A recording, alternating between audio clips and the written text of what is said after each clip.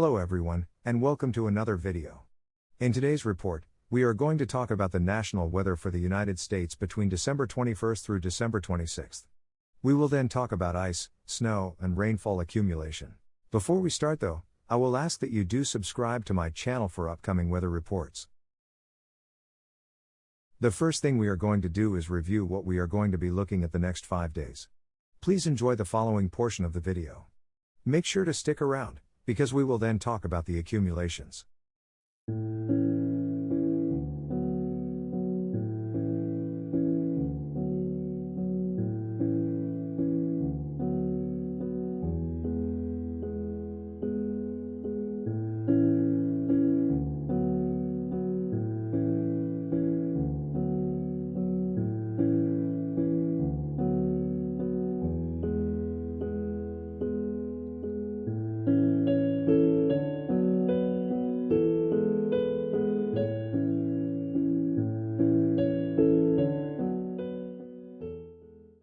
Now that we have seen the radar, let's talk about totals.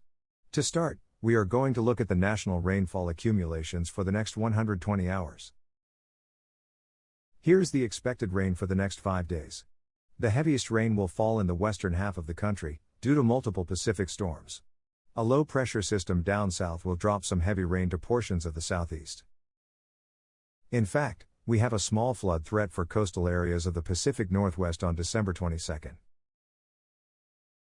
We are now looking at the snowfall accumulations.